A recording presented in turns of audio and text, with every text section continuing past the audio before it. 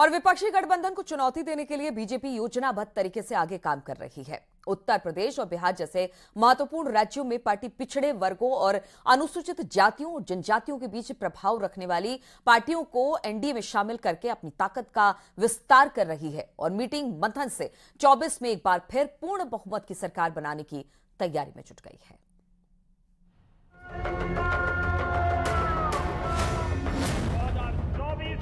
एक बार फिर से प्रधानमंत्री मोदी जी की लीडरशिप में एनडीए की पूर्ण बहुमत की सरकार बने। दिल्ली में एनडीए की बैठक शुरू हुई तो 38 दलों के नेता हाथ से हाथ जोड़कर हैट्रिक के स्वागत में खड़े थे। 2024 के रण में दम दिखाने वाले दल चाहे 38 हों, लेकिन विचारधारा सबके एक, नारा सबके एक।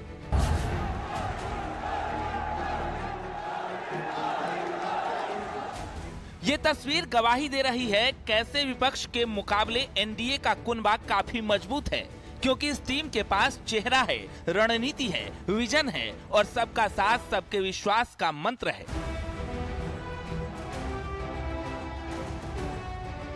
एक बार फिर केंद्र में मोदी सरकार का नारा देने वाली इस टीम का विजयी थीम बजने लगा है। हर तरफ मोदी मोदी की गूंज सुनाई दे रही है और उस रणनीति पर प्लानिंग हो रही है जिससे 2014 और 2019 से बड़े जनादेश का उद्घोष हो सके। विपक्षी गठबंधन के बाद एनडीए की बैठक कई मायनों में खास है, क्योंकि इसी बैठक में तय हुई 24 की तस्वीर, 24 की तकदीर। दरअसल पीएम मोदी की अध्यक्षता में कई मुद्दों पर चर्चा हुई, जिसमें यूपी बिहार में जातिगत समीकरण, क्षेत्रीय पार्टियों को जीत का मंत्र, सीट बंटवारे के लिए जिताऊ उम्मीदवार, चुनावी सभा और रैली को लेकर प्लानिंग और केंद्र सरकार की योजनाओं का प्रचार। एनडीए में शामिल दलों को 24 का टास्क मिल गया है और हर सीट पर भगवा लहराने का प्लान सेट हो गया है।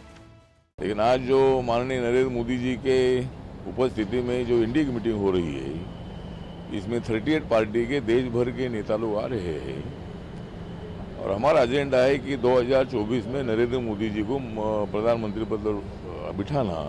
2024 का जो हमारा एक बड़ा लक्ष्य है, उसके लिए हम सब मिलकर प्रयास भी करेंगे। पूरा विश्वास है कि जनता का जो भरोसा है एक बार फिर कायम होगा और भी मजबूती से एनडीए गठबंधन की सरकार मोदी जी के नेतृत्व में बनेगी।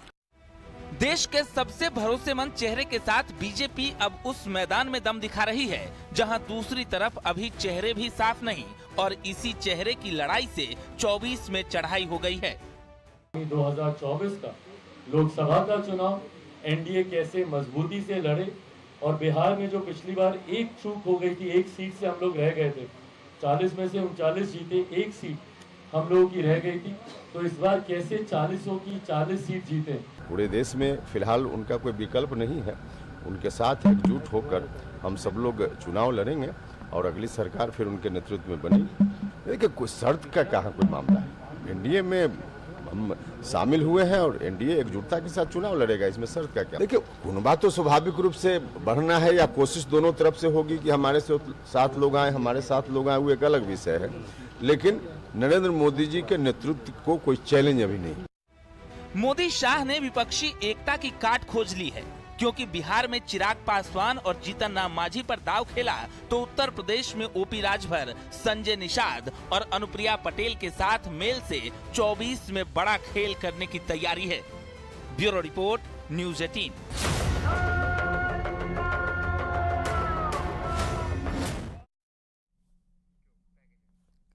तो विपक्षी दलों की बेंगलुरु में हुई बैठक में तय हुआ कि अब उनके गुट का नाम इंडिया होगा।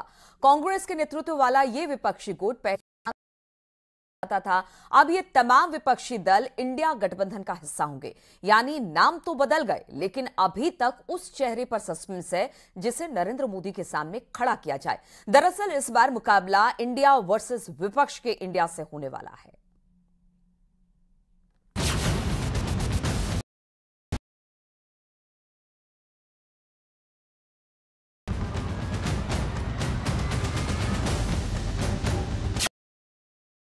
कल 26 से मोदी को रोकने के लिए बेंगलुरु में चिंतन मंथन हो रहा है। मोदी के खिलाफ चेहरे पर मान मनौवल हो रहा है और यूपी से बिहार, कश्मीर से महाराष्ट्र तक के नेता एकजुटता के लिए एक मंच के नीचे आ गए हैं।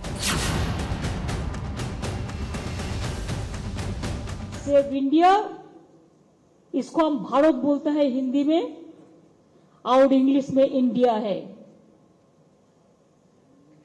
इंडिया को बचाना है, देश को बचाना है। भाजपा तो देश बेचने का सौदागिरी कर रहा है। तो ये अच्छी बात है कि कुनबा बढ़ रहा है।